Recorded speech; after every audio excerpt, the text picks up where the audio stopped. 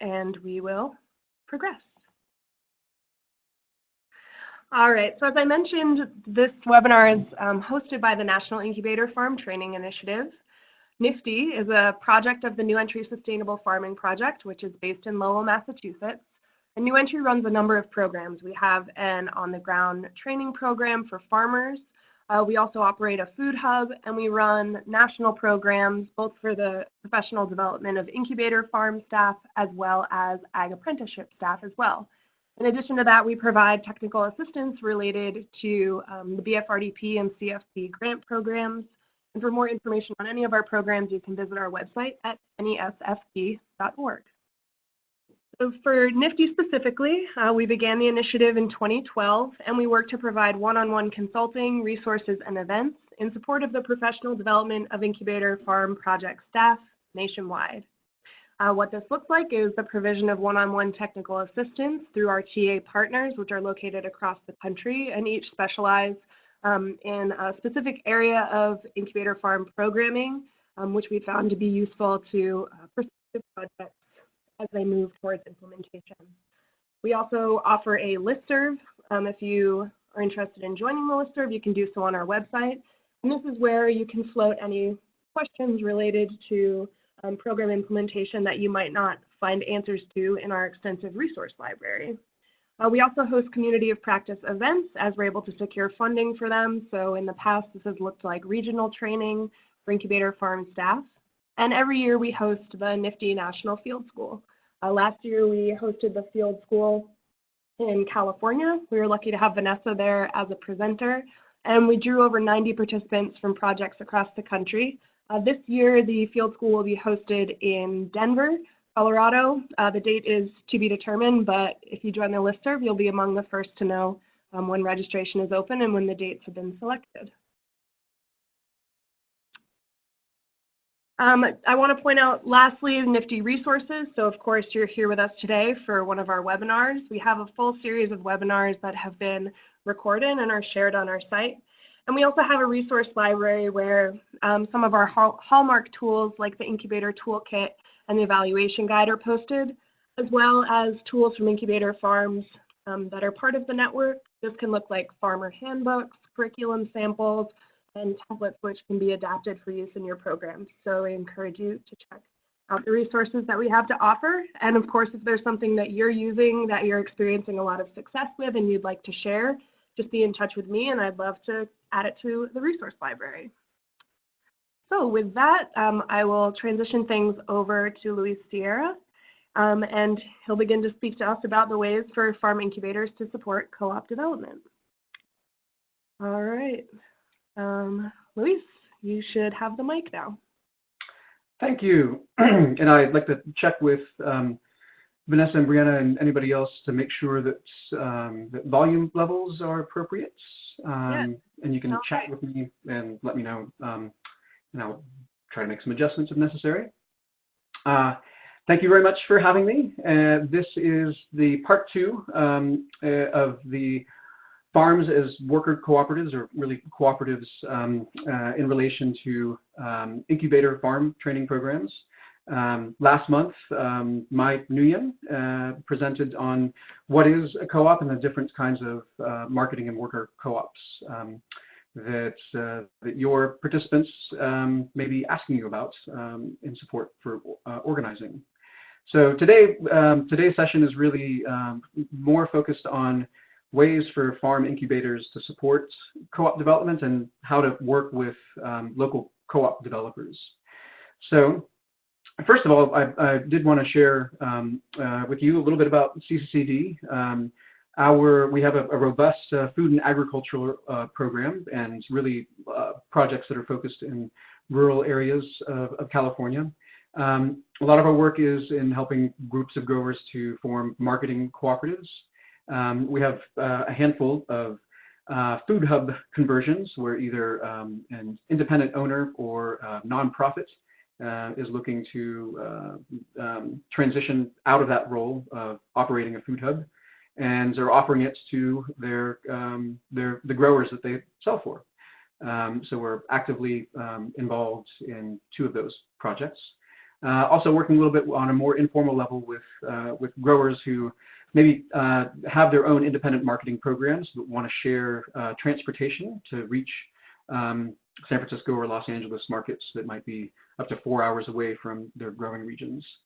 And we also have an established ag co-op education program for what we call our century co-ops, and those are brand names that you recognize as Sunmade and Sunsweet and Blue Diamond almonds. Farms as worker cooperatives has been an exciting new development, and see this going hand in hand with a lot of interest over the past 10 years from younger people to enter farming, and you are at the forefront of that as NIFTI members. We also work with other kinds of rural cooperatives in community-owned grocery stores, farm worker housing projects, and other worker co-ops such as housing and home and commercial green cleaning cooperatives. And so we're going to describe a little bit more about that, and a little bit about me, how I came to learn about cooperatives. Has been a long session, and starting really, my first experience was actually at UC Berkeley at a worker co-op called the Composting Collective.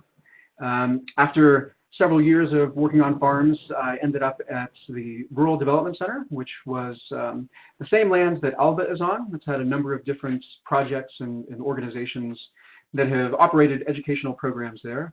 But towards the end of my time there was a group of students and growers that were looking to form their own marketing cooperative in response to a number of failures of privately owned grower agents and brokers. So they became their own wholesalers. So 12 of those student farmers and myself, really not knowing anything about marketing cooperatives, we formed Amo Organics, Asociación para el Mercadeo de Orgánico.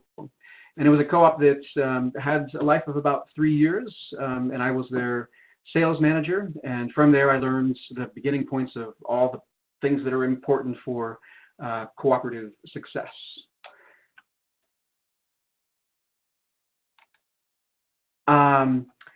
So yes, we're going to touch lightly a bit on marketing cooperatives. We have worked with people within the NIFTI program as well as our own projects. High Desert Jujube Cooperative is a group of Korean immigrants that settled originally in Los Angeles and now are farming in the Lucerne Valley. And I think you got a little bit more details about them in the previous session. But we've also worked with International Rescue Committee projects that have involved cooperatives, namely the Gila Farm Cooperative, and our active project in Food Hub transition is one of them is called Mendo Lake Food Hub. So today we're really going to be focusing on farms as worker cooperatives. And we have Cloverleaf Farm, and look, just as I'm saying Cloverleaf Farm, hello everyone. I've invited Kaitlin Oki to join us, and after I kind of talk about some of the concepts and projects, I'm going to invite Kaitlin to talk about Cloverleaf Farm's experience in examining and working towards becoming a worker-owned farm. So we have another project called the Flying Bee Farm in the Sierra Foothills, and some other projects that haven't quite worked out and have provided some important lessons for us. One of them, a group of growers in the Monterey Bay region that made a go out of it, and we'll talk a little bit about some reasons why that one didn't work out and what kind of lessons there might be for you. So there are a few farms operated as worker co-ops that have a decent life behind them. And the two that I think about most, because they've either come to our conference or we've worked collaboratively with them in some fashion, and that have been around for more than 10 years, working on 15 years. One of them is called South Central Farmers Cooperative, and this is a group that's semi-famous for having been active in trying to preserve a piece of open lands in South Central Los Angeles. and they were not successful in that. Some of those farmers and gardeners created the worker co-op and have been farming in the general kind of area of Bakersfield since then, and have developed a pretty robust business that employs, I think at this point, it's about a dozen worker owners, and they had generally farmed on about 80 acres. They've had changes in land every few years, but that's at about the scale that they operate. You can see all the kinds of value-added products that they make, and have a healthy wholesale and retail and farmers markets set of markets.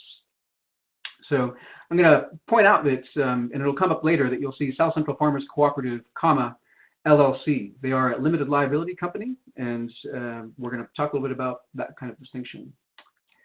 So, and another one, Small Farmers Projects, is one that was formed with the assistance of a nonprofit organization called Huerto de la Familia in Eugene, Oregon. And they've also got about 10 years, and they are really focused on berry production, raspberry, blackberry production, and have a strong relationship with the organically grown company. So this is part of their page that you're seeing, is the Ladybug brand of organically grown co-op. So they have 8 members, 8 families that are worker owners of the Small Farmers Projects Cooperative.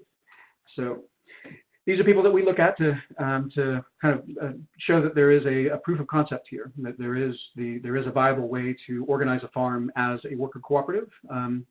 And now we want to move over to talking about, I'm going to hand over to Vanessa, the main things that we want people to understand about how to work with co-op developers and what your role is with cooperative development is that there is a concept of low touch and high touch that we bring from our other worker co-op development projects. So it really provides the basis, one that has probably a much longer history than projects that are focused just on farms as worker co-ops. So I'm going to invite Vanessa to talk a little bit about the co-op development model. And if I can do this. Sure. Can you hear me? I can hear you. I need to make sure that I've provided you change presenter. Yes, so no, we're not going to change present. I'm going to go ahead and make sure that people can hear you, and I'll click the slide for you. Great. Thank you so much, Luis. Hi, everybody. It's a pleasure to be here again with you all. Again, my name is Vanessa Brandsburg. I work at the Democracy at Work Institute, and I am going to talk very briefly about cooperative development, which is something that has been going on for some time, and many cooperatives get started this way. I think typically we think of co-ops starting kind of on their own as startups with a group of people that come together. This is a different sort of way that groups get assistance. And so the idea of a spectrum basically refers to a sort of different approaches, right, that incubators or developers take in order to assist the process. So we think of it, we like to think of it on a spectrum, and this has to do in a lot of ways with the investment that the developer takes. Often developers, just to give you like a picture, come from nonprofit organizations such as CCCD or others that I'll mention, one in which I worked at for 8 years. So if you think about the spectrum in terms of, being on the low touch or sort of the low end of the spectrum, these are developers that play the role of a coach to the business and its members. So they basically guide them and encourage them to build a cooperative for themselves. And so the primary investment at this end of the spectrum is time. So it's putting in time to support the connections that are made between the startup cooperative and, for example, the business consulting services or the ecosystem that they are going to be in connection to in order to get access to capital or to branding or anything else that the business needs. One example of a low-touch approach would be Sustainable Economies Law Center, SILC, that's based in the Bay Area, where they hold an academy. And they've been doing this for a few years so that folks that have an idea and kind of maybe even have other members that they'd like to join with can come and participate in sort of a 3-month to 4-month long a course to be sort of exposed to other technical assistance providers in the field to be able to really get things going. And then they graduate and they start the idea is to launch their business at that point. And the developer usually steps away, but is available for continued sort of ad hoc technical assistance. On the other side of the spectrum, more high touch, which is the one I'm more familiar with, is the amount of investment that goes into the development process with cooperatives. Has to do with finances, actually signing loans on behalf of the cooperative, in the case of Arizmendi that Luis will talk about in just a moment, and even sometimes even serving on the board of cooperatives and stepping away after a period of time or maybe not. So the one example that I'll point to, so Luis, you can go to the next, the CFL, thank you, is the Cooperative Development Center that I worked at for 8 years, where we basically supported cooperatives from the very beginning. We even helped recruit the members after doing a pretty thorough feasibility study and a business plan to get the members really trained and oriented to be able to start running the business on their own after a period of time. So there was a lot of sort of walking with the members along the process until they became independent, both financially and in terms of being able to run the business. And just the last couple things I want to say is that in terms of the cooperative development, there's 3 main sort of characteristics and areas that are important in cooperative development, which is the cooperative capacity, really being able to develop the ability to develop the internal processes of that business that the developer helps with, how to run meetings, how to make decisions, the governance. The second is the actual business part of it, right? How to make sure that you have a financial plan and you're able to implement that, and other sort of like intricate business aspects of it. And then the third is to be able to connect the cooperative business with its ecosystem, so the surrounding technical assistance, consultants, and providers in the area. So maybe I'll stop there, and Lisa can take it from there and give us some other examples of cooperative development efforts. Okay, great. And I believe I'm unmuted, correct? Great. Yeah. Thank you. So yeah, an example, California Center for Co-op Development, we have other staff that are working on an incubation project for the YOLO Eco Clean Cooperative. And this is a house and commercial green cleaning co-op that currently has now 3 actual members, 2 that are in the probationary period, learning period, and looking to recruit an additional 5 over the next few years, over the next year. And so when we refer to ourselves as a co-op incubator, the way that we have laid out the development of this is that we first start with examining the economic feasibility of locating a co-op that has these unique qualities for green cleaning, if it's going to be viable, if we can figure out that it's going to be viable and there's going to be enough business to support a number of worker owners. We develop the business plan and we bring the co-op into existence by incorporating it at the state. We get all the licenses and the bylaws and membership agreements. And then we start to recruit and with our local partners, the kind of candidates for worker ownership.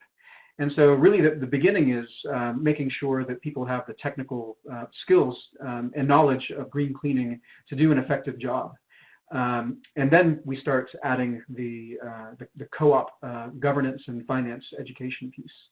So our technical assistance program will last at least 18 months, really. During this time, we're always searching for funding, and through our local foundations and a little bit of some USDA rural co-op development grants, we're able to finance the startups. As we move along and we look to make the co-op independent, we're able to assist with financing through a revolving loan fund. And afterwards, then we talk about being able to continue to serve the co-op with some administrative supports. And we certainly do this all throughout the incubation period, but it's also something that we offer for the independent cooperatives. So this is our experience, and this is our actual second project. And the first project resulted in the Green Broom Brigades in Lompoc, that's Santa Barbara County, being formed. And they've been independent, but still with a local nonprofit organization called the Lompoc Co-op Development Group that has continued supporting and providing training to that group. So we're proud to have one kind of graduated worker co-op and and working on our second that's rapidly growing. So another, when we looked at the kind of the landscape of how co-ops get formed, is that there's also co-ops that form worker co-ops. And the best example that we have of that is the Arizmendi Association of Co-ops that started with the cheese board 40 years ago. After receiving a lot of requests for the cheese board to somehow franchise itself or establish a new location, the answer was, no, thank you, but we would be happy to help with the development of new independent worker co-ops. And we are happy to share our recipe for the pizza. They're known as a great purveyor of cheeses, but they've also developed excellent pizza. And they are somewhat famous. You may not know it, but they appear in the Pixar Studios film Inside Out. If you've ever been to an Arizmendi bakery, which is close to the Pixar studio headquarters, you'll know that they actually serve a delicious broccoli, garlic oil, and chili pizza. And they made a little bit of a joke out of it in the movie Inside Out. So at this point, Arizmendi has developed 6 Arizmendi, they're all named Arizmendi bakeries that primarily sell pizzas and breads. And their model has been to first really do the market research and identify where a store that is selling these kind of pizzas and this kind of bread, where it's going to be successful. Instead of the opposite, the approach would be to find people who want to form a co-op and organize a co-op around their location.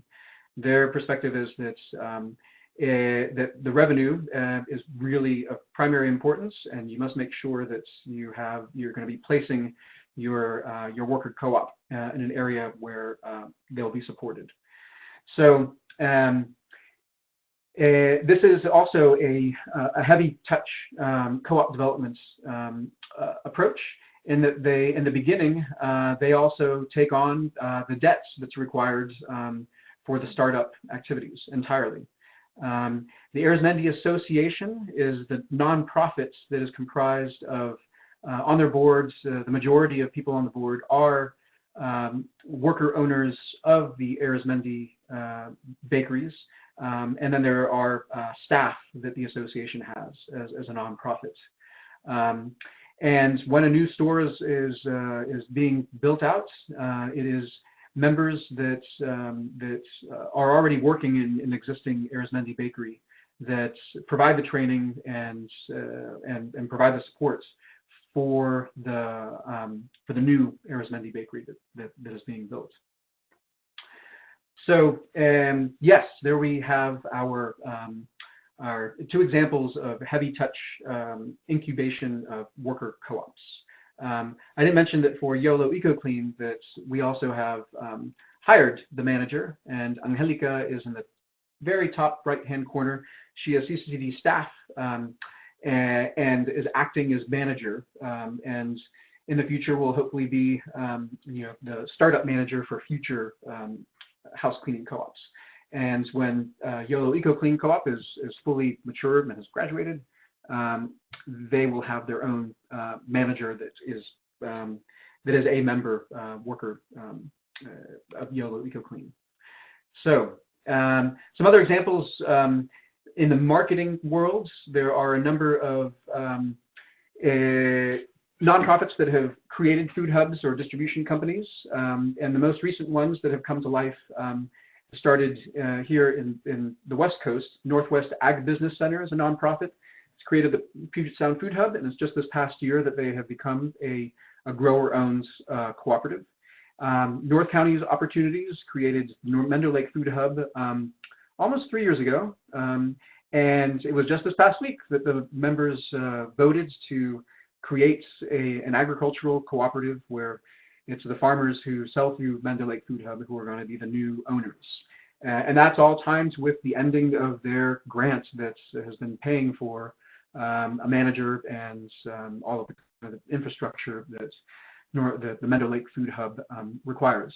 On the opposite ends, light touch, when we talk about pure technical assistance, our work with the High Desert Jujube Cooperative is in supporting their effort to establish a processing, storage, and marketing cooperative. So their long-term goal is to actually have a physical facility, and that's going to require somewhere north of $1 million to be mobilized to make that happen. In the meantime, their short-term goal is to find co-packers and buyers in new regions for their dried jujubes. And in between, there are issues that we work with farmers individually that will increase their profitability and reduce the barriers to market. And the main thing is that everybody is a beginning farmer, even though they're coming. This is a second career, and they are needing to learn more efficient orchard management practices. And we're finding that more and more people require food safety certification, especially at the kind of wholesale markets that they are looking to sell into. So getting the farmers their third-party food safety certification is actually #1 priority at the moment. And in all of this, there are additional partners. We kind of spoke about how each co-op development, it's not just about co-op developer and the potential founders. There's always a number of additional supporters. And in this case, Natural Resource Conservation Service has been really very important. And they actually have a dedicated Korean outreach person and supports transition to organic. University of California, New Mexico State University cooperative extension offices have been working on finding some solutions to different problems associated with jujube production. And even South Central Farmers, another co-op, they, as having their own commercial processing facility on a small scale, have provided great example and some guidance and some idea of what the economics are in running a commercial kitchen. So that is the layout, and those are kind of the foundations for cooperative development between things that are not about food and agriculture and things that are. So going ahead for the kind of advice that we're providing here, some assumptions here is that we're talking about a constituency that has passed beyond a learning to farm phase, and I really speak to that because we have worked with a number of projects that have farmers that are really in the beginning stages of learning how to farm, and there's already hundreds of things that farmers need to learn, and adding the co-op development piece is at least challenging, if not impossibly challenging. Where this comes to play, I mean, it's one of the lessons that I learned really with Amor Organics, my first co-op development project, where the more experienced growers decided that they would take in some students or people that haven't even taken any classes. And the very practical end result of that was a lot of damaged equipment, more than $5,000 worth. and those were costs that, well, all co-op members had to take care of. And so that is one of the early lessons that I learned about co-op development, is that this aspect of being proficient in your industry is of primary importance, and why, for example, for YOLO EcoClean Co-op, the first thing that we teach, and it's an extensive program, is really how to clean using green cleaning tools. So we also are assuming that this is for your efforts to help growers after they've left your program, that they are farming for their own household income and not for social or civic purposes or charitable purposes even, that they are farming at least as part-time employment. And this is starting to speak to the kind of the fluctuations in the group, where people are really not, where they don't have the burning desire for household income, and they have other things that are pulling in different ways. Keeping a cohesive group of worker owners in a co-op can really kind of set the group back in many different ways by having a lot of entry and exit, especially in the learning stage. So we're also talking about cooperatives, worker owns businesses, and there are really two main choices here. One is the actual cooperative corporation, and the other one is a co-op that's organized as a limited liability company. So we're going to talk a little bit about why you would want to think carefully about the LLC and cooperative corporation. Okay. So working with co-op developers, think like a co-op. Why does the co-op need to be formed? Well, first of all, any entity should be formed simply for personal liability protection of all the members. And an LLC and well, any corporation will help address that. Market need. Sometimes the decision to actually create the cooperative is hastened, or happens faster when they know that a buyer or a landowner wants to deal with a single entity as opposed to a loose group of people working individually. And we also really latch on to groups that have expressed a vision of a farm that's bigger than one person or family can manage, and they realize that they need more people, and that they have that they value equitable economics, that is part of their own personal mission and vision. And also that they're thinking about an entity that hopefully will provide employment and allow the farm to exist beyond their own participation in the business. So the cooperative corporation and LLC allows for that to happen. And when is it not a good match? When we see that there's clear difference between the farmer's commitment to the farm business, and that's about kind of that part-time or even less than part-time employment, when there's a lot of pulls in other directions, that they have farming for purposes that are other than personal or household income, and also that when there are wide differences in cultural understandings of money, business, and leadership.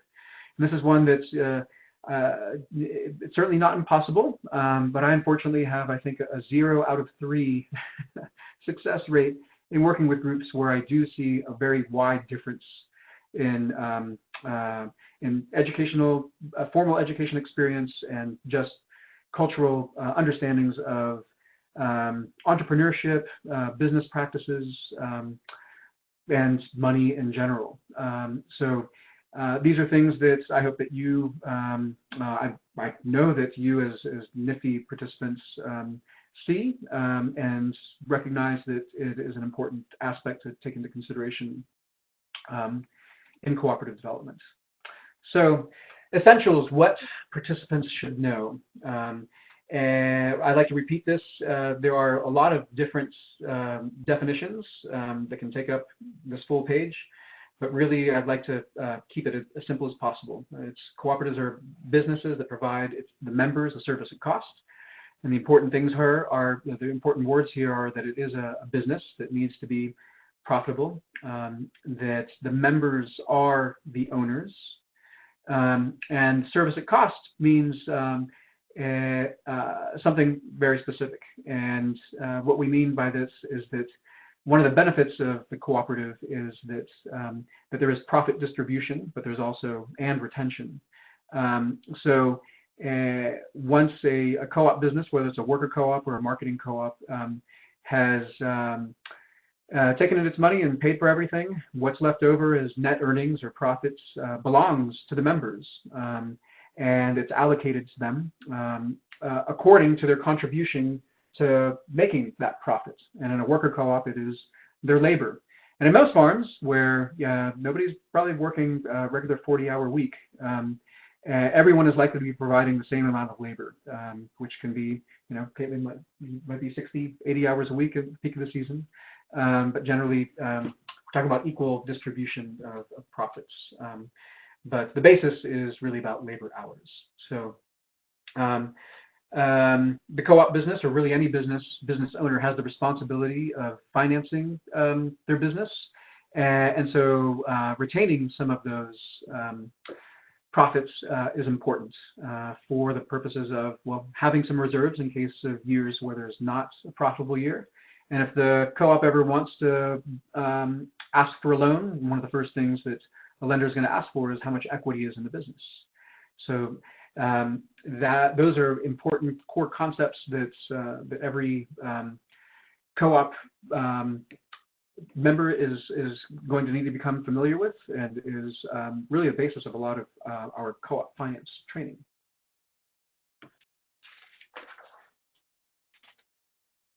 Okay, so I want to talk a little bit about, we mentioned that there are two different ways that that a worker co-op can come into existence. One is a limited liability company, and the other is a cooperative corporation.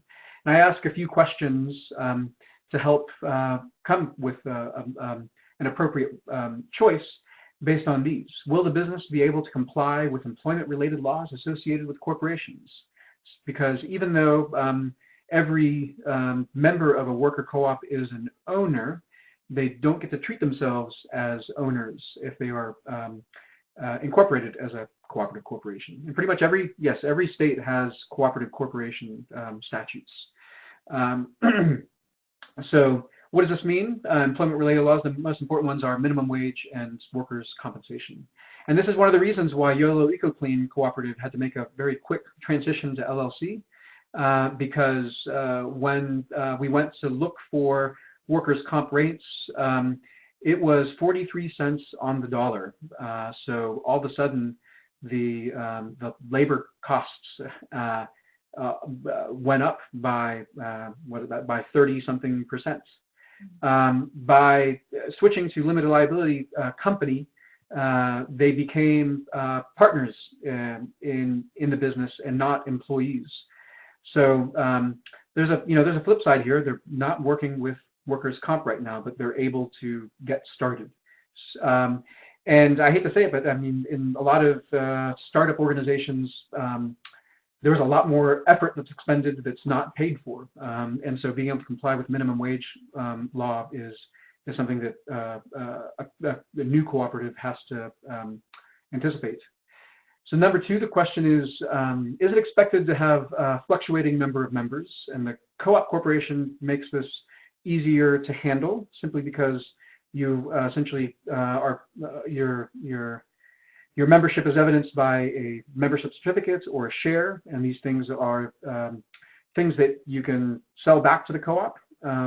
LLCs make an entry or an exit of a member in events that requires an accounting, where everybody's percentage of ownership increases and decreases depending on whether or not it's an entry or an exit.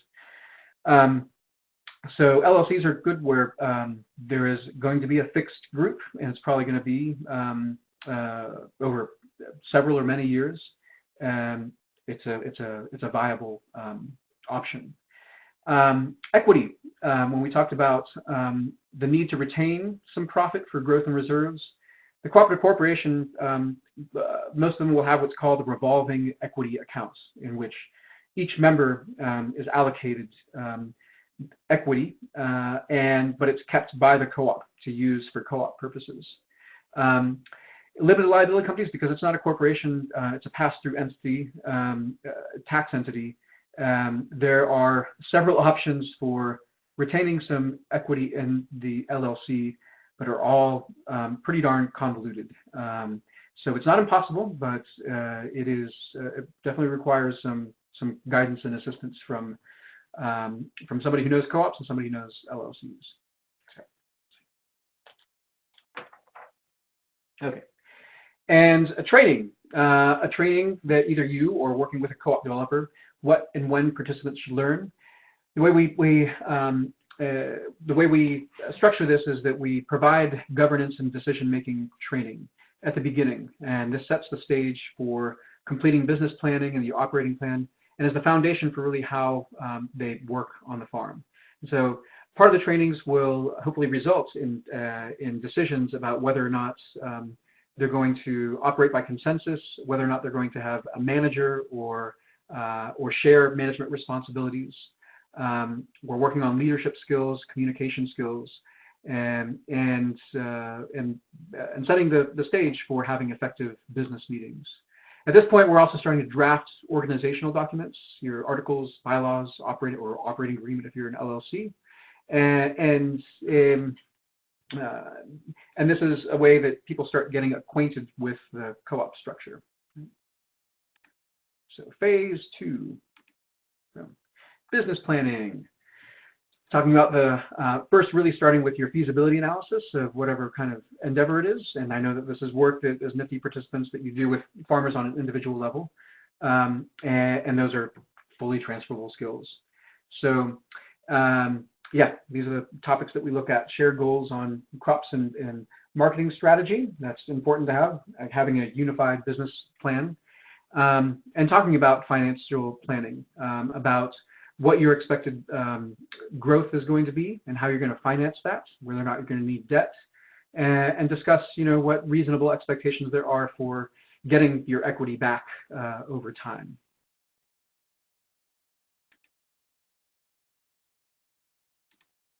Phase 3. And finally, the operating plan. And here we get into more details about what policies the co-op might have and how to deal with certain issues that come up. Setting a calendar of major events, from anything from when you're going to put plants in the greenhouse and when you're going to start disking, all the way through when you're going to file your taxes, and spending time on those things. Also in here, now that you have a business plan, crop plan, it's important to talk about delegating duties. And here there are many different ways of approaching that. And I'm going to invite Kaitlin to talk about that in a little bit, and how Cloverleaf handles delegation of all the things that need to happen on the farm. And at that point, we're completing the organizational documents and bringing the co-op into existence. So, throughout this, some common concerns that we have heard from prospective co-op founders. Some of them have to do with, many decisions must be made quickly on the farm. Does operating as a co-op help or hinder? And here we talk about, either way, it can help or hinder. And it's a decision that has to be made within the context of the culture of the group that's forming the co-op. And co-ops can be member managed, meaning that everybody has authority or they have the ability to represent the co-op and make decisions on behalf of the co-op. Or they can elect to have one of the members be the manager. And we see this, mostly in larger co-ops. I mean, South Central Farmers elects one person to be the manager. You look at a much larger co-op like that's outside of agriculture, like Alvarado Street Bakery with more than 200 worker owners. They also elect a member to become the manager. Doesn't necessarily need to be that way, because you also have co-ops like Rainbow Grocery with also, I think, about 200, definitely between 100 and 200 worker owners that does not have a single manager. So there's a lot of in between in here too. So equitable sharing of work and profits. How do you do it? And here we have a large body of experiences in how to do that. And part of it does depend, especially on sharing of work. How you do it is going to be up to the worker owners. Figuring out how much capital you need to have a successful business, how you figure out what kind of starting capital you need, what's enough. Those are common concerns. And these are all things that we seek to answer in our feasibility analysis and business planning process. So having a way for people to enter and leave the business, short and long term. So in the short term, yeah, there is, for either way, there are methods for people to enter. And usually there's a probationary period, there's a learning period. And in most worker co-ops, it does require a vote of the membership to accept a new member. And when people leave, well, there are a number of things. We talk about, well, sometimes people just need to leave because they have a life experience and they move. And thinking even longer term about retirement, those are things that we address in our trainings and also look to incorporate into the long-term financial planning.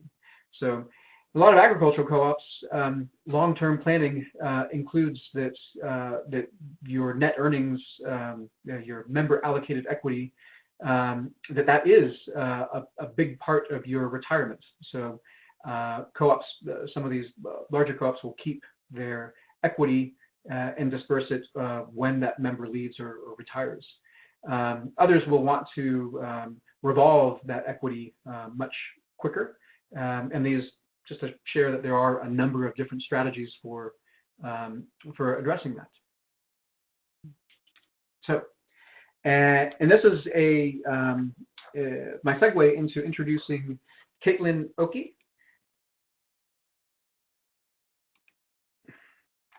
Let's see.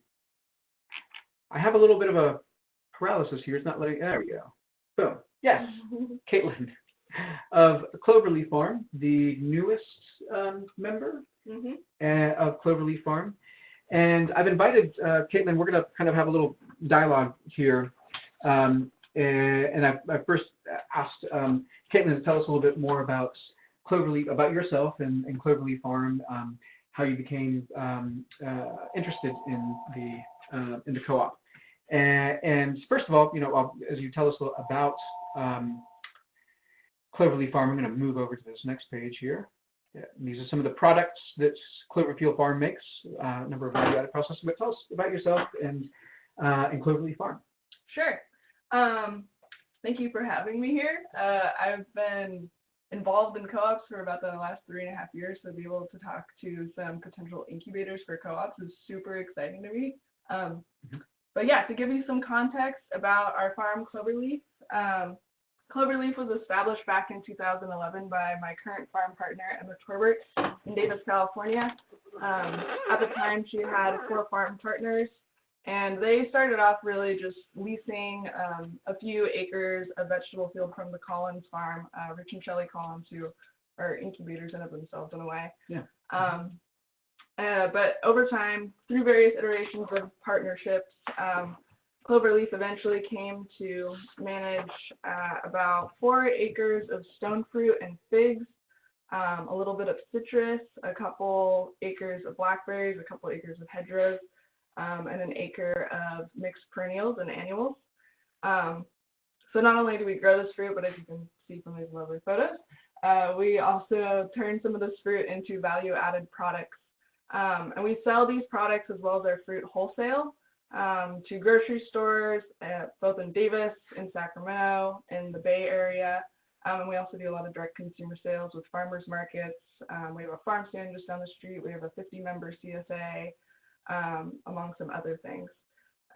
So about myself, I'm, like Louis said, the newest member at Cloverleaf.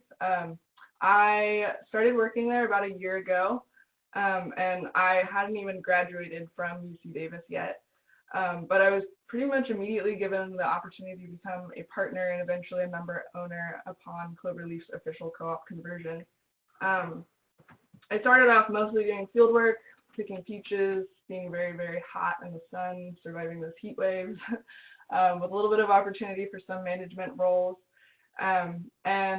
Eventually I started to shift more towards becoming like a full partner, a full owner of the farm, and was given the opportunity to manage our blackberry crops, which is really new to us just this last year. Do anything sort of related to human resources, do the cooperative development thing, and farmers markets.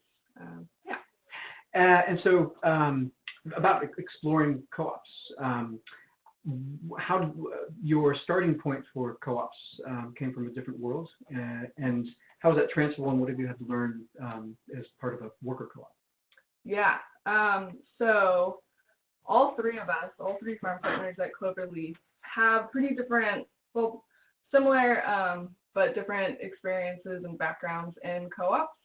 So Emma, for example, has lived at the N Street co-housing neighborhood, which is here in Davis. And sort of similarly, Katie and I have both lived and volunteered a lot of our time with the Solar Community Housing Association, which is a nonprofit in Davis that manages several housing co-ops.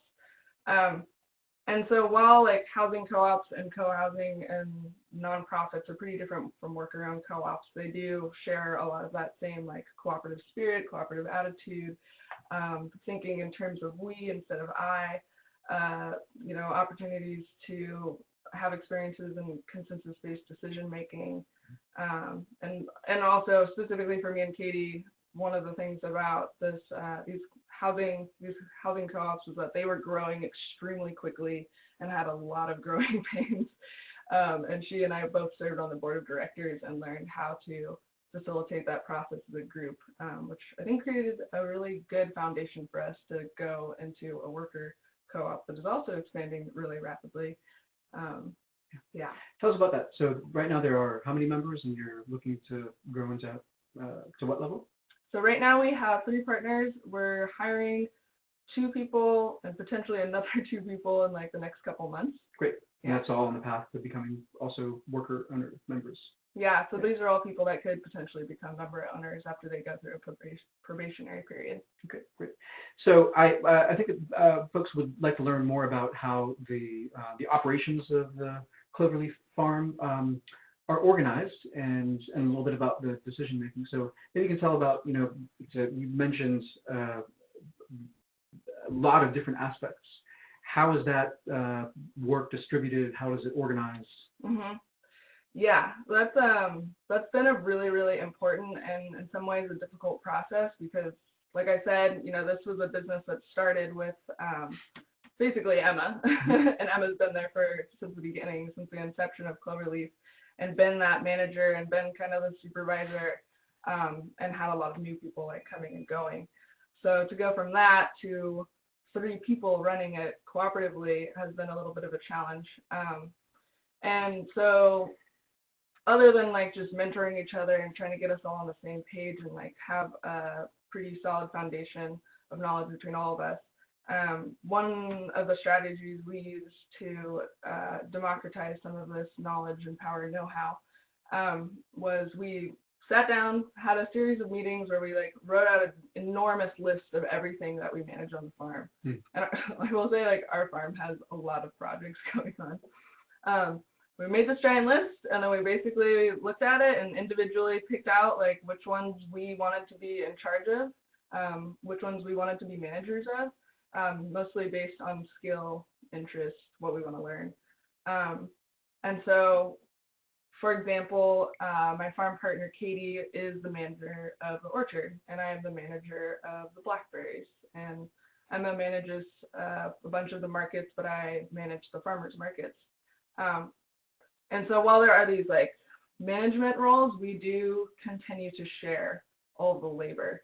And we do like collaborate a lot. And if it's not like a crisis moment, then we usually do take the time to ask each other what we think. And a lot of the management decisions are very collaborative, but they ultimately rest on those people. And then they call on all of us to actually do the labor and field work. And then another method we use to sort of democratize management on the farm is this changing up the supervisory role. So historically, we've had like Emma and Katie kind of like telling everybody else on the farm like what we're going to do for the day, but literally within the last like 6 weeks, we adopted this role that we refer to as crew leader. I think we got it from Solidarity Farm.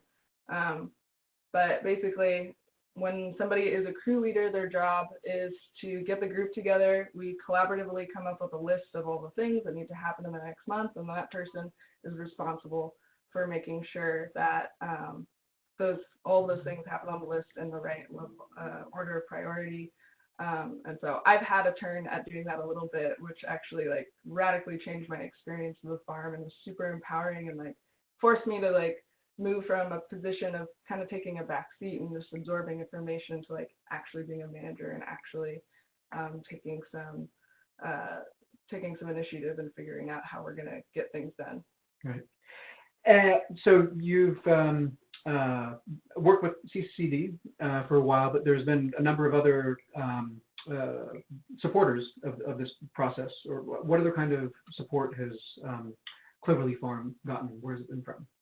Yeah, so primarily the two other organizations that we've been working with are the Sustainability Economies Law Center, and they've helped a lot out with legal advice, looking over different documents, making sure that they are legally coherent. And then the Kitchen Table Advisors is another group that we have been working with. They, if you don't know, I don't quite understand what their organization is, but basically they're a group of people that choose different farms that they want to help incubate as well. And they are basically like, they are our first person that we go to when we have a question about like employment law or just different farm management questions. They're there for us. And one of the big things that they've done for us recently is we decided that we needed to have like a visioning strategy and kind of come back together and like reevaluate our mission statement and values. And they are workshopping with us right now to get that all going. Excellent. Okay. Thanks.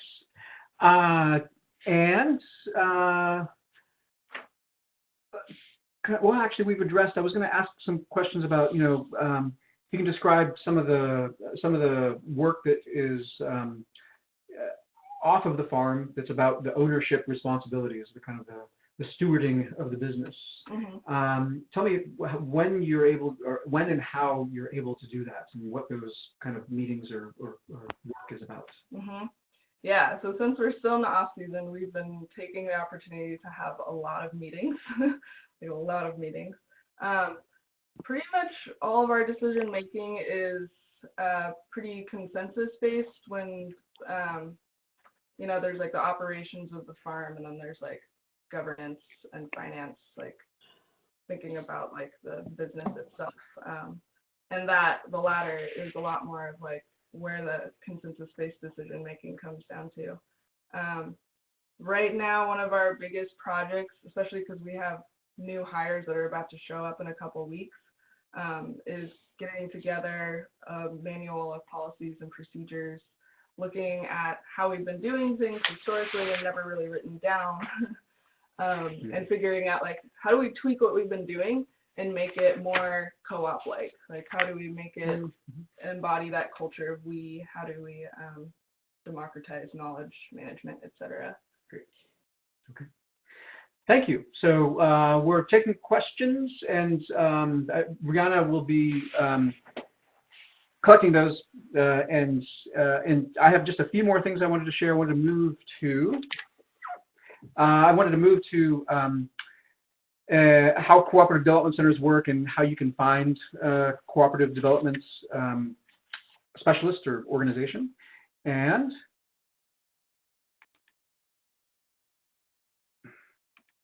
there we go. Okay. So the way that we and a number of other cooperative development centers, including some of the ones that I mentioned before, like the Northwest Ag Business Center, we get our funding, core funding through two USDA programs. One of them calls Rural Cooperative Development Grants and Socially Disadvantaged Groups Grants. If I remember correctly, it's DAWI that has also Rural Cooperative Development Grants. And these are things that must be focused on training and technical assistance. And they sadly don't fund the kind of value added or equipment or equipment purchase. And there are other opportunities for funding this work that are probably within your domain that could be used for technical assistance for organizing the piece. And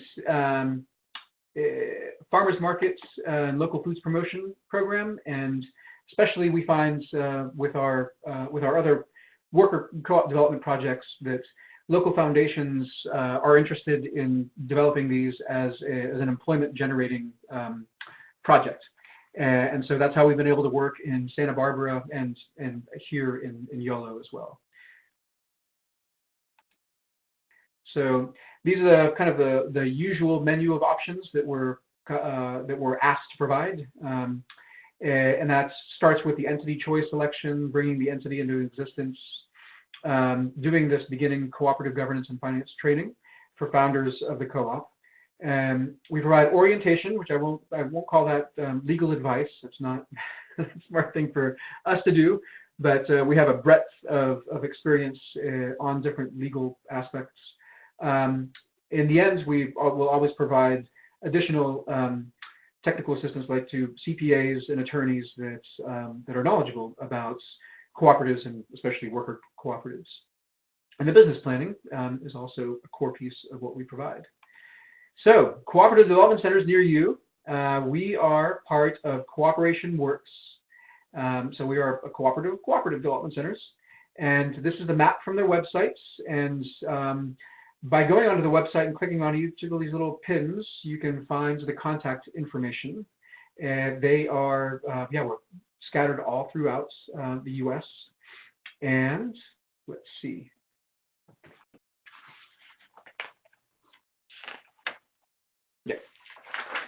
Some upcoming opportunities to learn. Well, for us, we are putting on the California Cooperatives Conference. Cooperation Works has their own training program, and there's also the Eastern and Western Worker Co-op conferences that happen every other year. A bit about that. April 29 and 30 in San Diego, the Worker Consumer, as part of our co-op conference, there's a number of sessions that are about worker co-ops, and it's a great way for somebody to get starting information.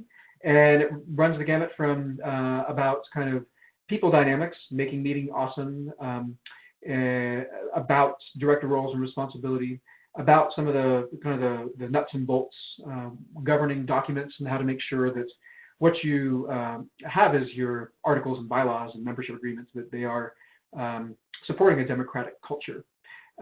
We also have a lot of great legal expertise at the conference from attorneys and also from CPAs. So it's great to get that kind of in-depth knowledge from our partners there. Cooperation Works has an intensive project for anybody who is interested in becoming a cooperative developer. And all of these are at least 3 days, if not longer. It's been a long time since I've taken this course.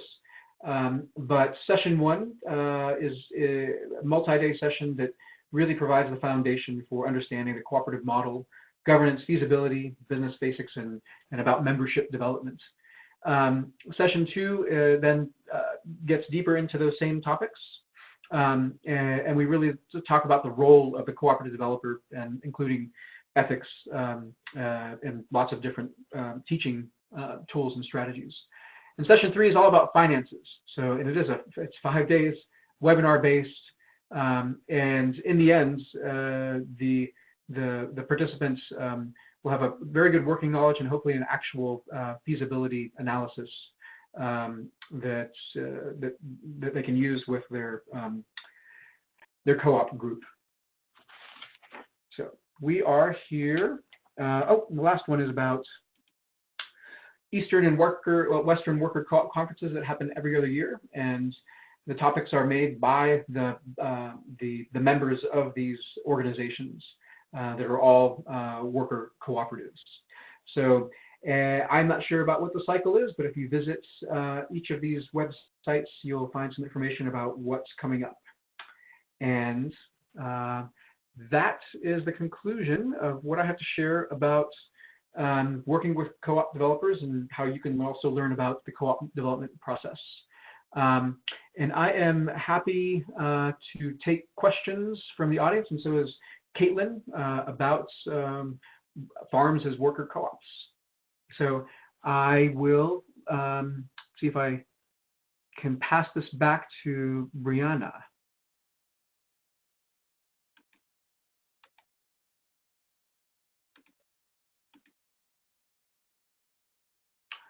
All right, I took it back. Thank you. Thanks, everyone. That was fantastic. I really, Kaitlin, appreciated you sharing your perspective, and it's the first time we've had kind of like an interview style on a NIFTI webinar, and I think that was a great addition. So thanks for that. I want to open up the floor for questions from audience members. So if you have a question, please feel free to submit it here in the chat box. You can access the chat box on the upper right-hand corner of your screen. And there are a couple questions that I had. I was wondering if you could talk a little bit more about the kind of support available to, like, I'm thinking of a specific example of farmers that are interested in developing a cooperative. They go to a cooperative development center, and then there are startup costs associated with their, the formation of their cooperative business. You mentioned that there can be support for startup costs, and I'm wondering if that is like case by case based on which center they're working with, or can you just talk a little bit more about how that works? Yes, well, the way that we work, and I think that a lot of our co-op development centers work, is that throughout the year, we are fielding questions, and we're assessing the readiness of any group to become a cooperative.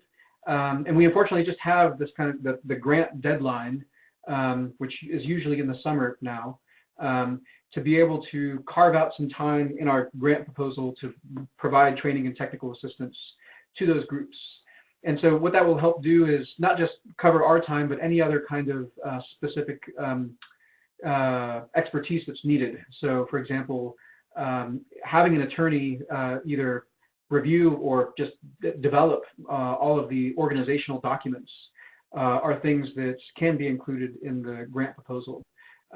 The actual incorporation cost, which is in California for a cooperative corporation, is less than $100. That is something that is now considered to be operating cost of the cooperative, and something that we can't support or can't cover. But the vast majority of the cost is really about attorney's fees and making sure that those are done correctly and accurately. So that's an example of how we will start organizing projects and make a commitment to work with specific groups. So we either informally over the phone or on paper will ask questions to assess the readiness, and a lot of those questions have to do with things that I've mentioned before. How many years have you been farming? What previous experience do you have? Is this something that you're doing full time? What have you learned already about cooperatives? So that already that helps us make a determination of how much of a commitment we can make, and then we have a solid year to work with that group when that RCDG or SDGG funding comes through. Was there another part of your question? That covers it. And then I guess a follow-up question from that: what is the ideal point at which an incubator farm project staff person would shepherd a group of interested farmers to Cooperative Development Center? When would they? Is there a way to assess readiness for moving towards the Cooperative Center, or is any point on that spectrum appropriate just for getting more information? Or let's see. I'd like to say any point, but I was hoping part of what I wanted to present to folks is some of the things that we look for in a group, so that a NIFTI program would be able to put that into practice too, and do that assessment. So that it can be very early when you see that all the pieces are together. In other aspects, there might be a lot of work that needs to happen on some aspects, whether it's about just the basic farming operation or the financial aspect, and making sure that they are treating their farm as a real business. That might mean that even though somebody is interested in forming the co-op, that they have maybe a year or less or more of work that needs to happen on that side. And if someone approaches a cooperative development center, like before they have all that criteria locked in, are you able to provide recommendations on where they need to go? Yeah, so we'll often go to a partner organization and simply provide that kind of beginning orientation and ask questions and get people to discuss amongst themselves things, just concepts about leadership, about communication skills, and about shared understanding of what farming really means.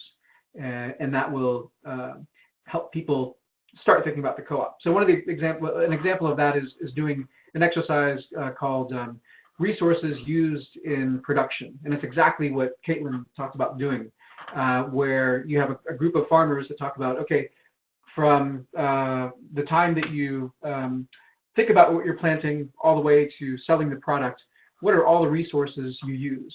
And we started exploring ways that they can work together informally without any of this kind of cooperative corporation, just to buy some supplies and share equipment and find a way to cover the costs or pay each other fairly for using each other's equipment. And that will provide a foundation for good co-op development. So there is this things that you can do without creating this cooperative corporation, and that's one of the exercises that we do. And it's also one of the ones where we find out that a group is really not a good match for co-op business member ownership. An example that I use is working with a group where I did this exercise, and instead of talking about getting to the point where it makes sense for people to buy seeds and compost and fertilizers as a group, the response was, well, maybe I'll just buy 2 or 3 years worth of seeds for myself. Or, well, that was the main thing that I remember.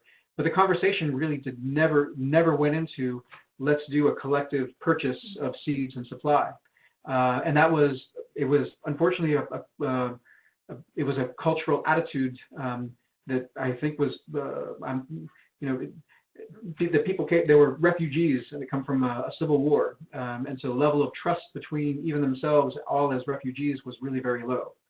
But that was a group where we just said, you think that to the farm incubator, it might make sense for, in a lot of ways, for this group to form a cooperative, but we really don't see that they are, that they want to do this at all, and that there's a likelihood of success. So that's part of the assessment, and that's an exercise that you can use to really see if a group is at least on the same wavelength. Great. Yeah, thank you. It can, from above, it can look like a really attractive option, and I think it is, but being able to understand when it's appropriate, I feel like that's more nuanced. And this has certainly helped. We're getting good feedback in the chat already from people feeling like this is really useful. One question about food hubs, and perhaps this is more in the marketing co-op realm, so it might be too detailed to cover right now. If that's the case, feel free to refer to email later on. But there is a question about any additional or different challenges in transitioning food hubs to co-ops. Oh, let's see. Transitioning. I think that there's one of the things that we see is that there's apprehension and anxiety about the possibility of, well, them being financially responsible for the entity, and that a lot of the early questions that we'll get is, well, what's the buy-in going to be, and what happens if this does go south? What if we lose our manager and get replaced with a bad manager, sales manager that can't sell our products? What's going to happen? So there's a lot of apprehension that can be an issue, and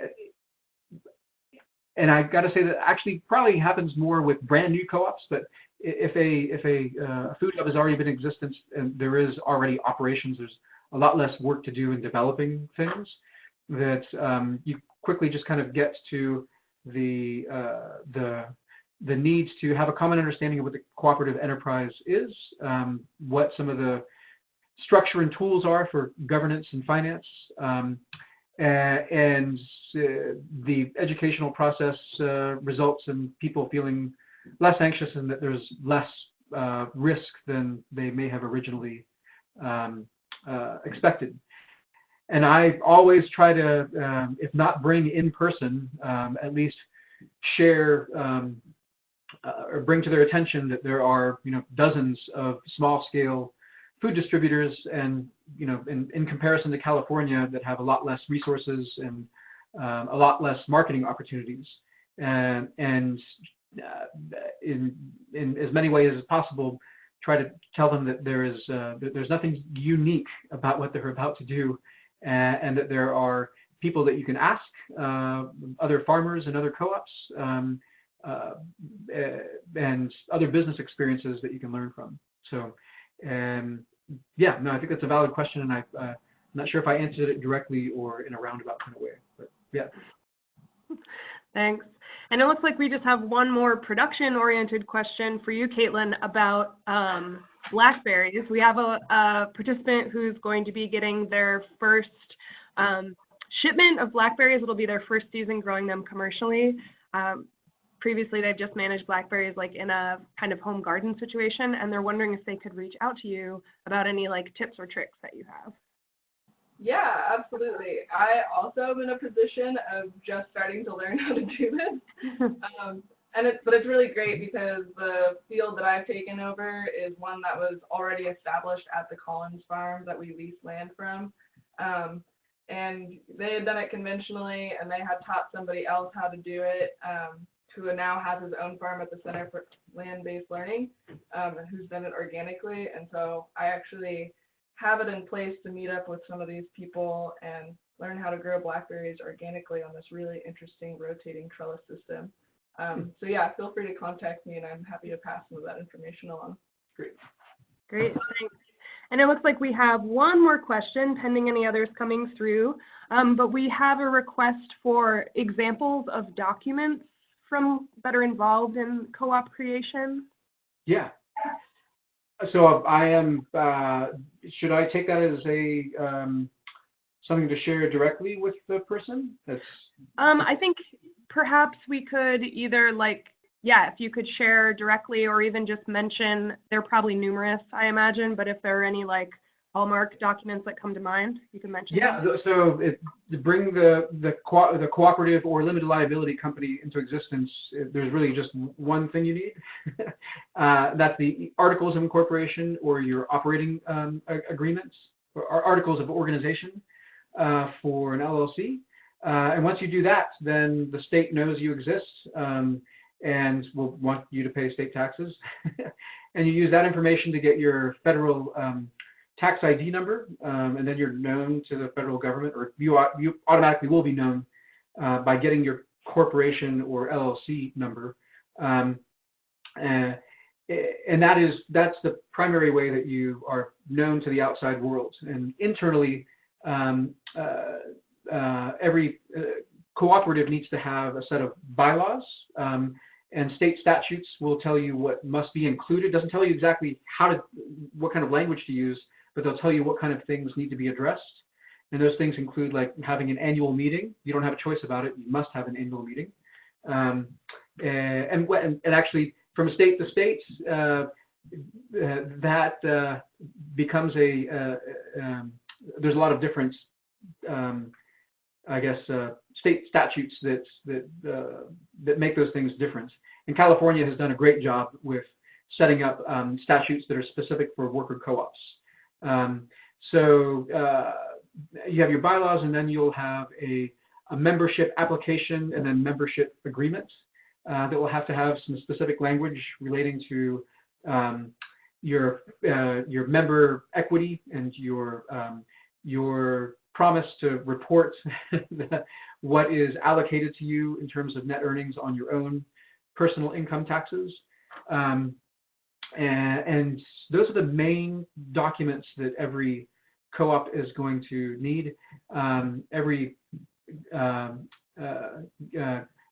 good co-op is going to have a number of policies that then become, it's every flavor possible, and any topic that you would like to cover is in your policies, and that's an internal document. And I can at least give people a list of all the different topics that you may want to address in those policies. And I'm, that especially on the worker co-op side, that DAWI would have probably even a larger breadth of sample policies to share. And maybe we could invite Vanessa to come back and talk a little bit about resources for those kind of documents in a minute here. So yeah, that's when people ask me about those kind of documents, those are the first things that I think about. Fantastic, thank you. Vanessa, I don't know if there's anything that you wanted to add to that. I think Luis did a great job of covering. I mean, I guess to highlight that on the Democracy Institute website, we have a resource guide that has some of the documents that Luis referred to, mostly templates actually. For example, an operating agreement that's utilized when forming an LLC, as well as a lot of documents referring to sort of the capacity building of the members, right? How to make agreements, how to have meetings, how to deal with conflicts and other dynamics. So that could be really useful for folks. A lot of them are translated into Spanish as well. So yeah, in terms of documents, we are always really interested in sharing tools and frameworks that we're developing and that we're collecting from other developers around the country. Mm-hmm. Great, thanks. Yeah, we'll include a link to those in a follow-up email. And pending any other questions, I think I just want to, sorry, there was a question. What website is it? Is that the DAWI website you were referencing, Vanessa? It is. I can write it in the chat right now, and I think, Bree, you were going to send it out in a follow-up email as well, but yeah, I'll write it in right now. Thank you. Yeah, before everyone signs off, I do just want to mention that in the evaluation for this webinar, we will be asking questions related to your interest in taking this co-op conversation even a little bit deeper and looking specifically at the possibilities for receiving some degree of technical assistance for the groups you work with in exploring the possibility of cooperative development. So for anyone that feels like they're working with farmers or individuals that might be ready to move towards adoption, this is a great opportunity. So please be sure to fill out the evaluation. Let us know how we've done, and also designate if you're interested in there. So I think that is it for questions. I want to say a really big thank you to Luis and Kaitlin and Vanessa. I thought this was fantastic, and thanks so much for taking the time to join us. And to all of you that tuned in, thank you. And please feel free to share the recording of this webinar, which will be up on New Entry's website by Monday. Thank you. Thank you so much. Thanks, everybody. Enjoy your weekend. Bye. Okay. Bye.